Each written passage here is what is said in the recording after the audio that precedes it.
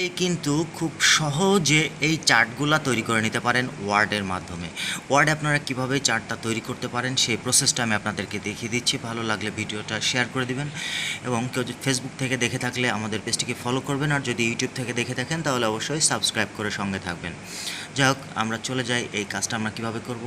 এটা করার জন্য আমরা শর্টকাট যে পদ্ধতিটা ব্যবহার করব সেটা হচ্ছে আমাদের ওয়ার্ডে আসার পরে এই ইনসার্টে চলে আসবো আমরা। হ্যাঁ, ইনসার্ট থেকে এদিকে আমরা লক্ষ্য করব স্মার্ট আর্ট।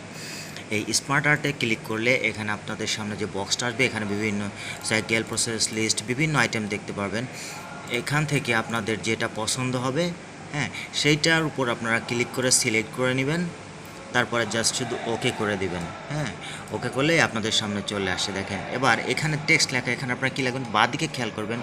এখানে লিখলেই এদিকে আপনাদের লেখাটা হয়ে যাবে। হ্যাঁ, আপনাদের যা প্রয়োজন সেটা এখানে লিখবেন, এদিকে আসবে। এর কালার চেঞ্জ করতে চাইলে উপরে যে চেঞ্জ কালার, এখান থেকে এভাবে কালার সিলেক্ট করলে এদিকে কালার চলে আসবে। এভাবে কিন্তু আপনারা অর্গানোগ্রাম এই চার্টগুলা ওয়ার্ড ফাইলের মাধ্যমে খুবই সহজে করে নিতে পারেন। আরও এদিকে যদি আপনাদের আরও চেঞ্জ করার প্রয়োজন হয় বা এই উপরে আপনারা কিন্তু এই সাইকেলগুলো দেখতে পারবেন, এখানে ডিজাইনটা। হ্যাঁ, এখান থেকে যদি আপনাদের প্রয়োজন হয় বা এই ঘরটাকে যদি আপনারা আর একটু কোনো দিকে মুভ করতে চান, একটা বাড়াতে চান, হ্যাঁ, তাহলে দেখেন এখান থেকে কিন্তু এই এভাবে যদি মুভ করতে চান আপনারা, এটা কিন্তু এভাবে মুভ হয়ে যাবেন। সেটা কিভাবে করবেন, ধরেন আপনি কোনটা মুভ করবেন কোন দিকে সেটার উপর এভাবে সিলেক্ট করবেন। আর এদিকে দেখেন এই যে মুভ ডাউন আছে, মুভ ডিমো আছে, মুভ আপ আছে। হ্যাঁ, এভাবে করে কিন্তু আপনারা এটা করে নিতে পারেন।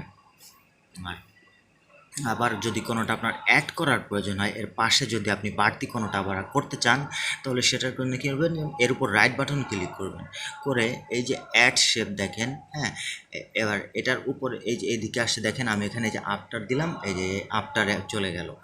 এভাবে করে করে কিন্তু আপনি এক একটা সার্কেল এখান থেকে বাড়িয়ে নিতে পারেন, চার্টগুলা বাড়িয়ে নিতে পারেন। তো আজ এ পর্যন্তই।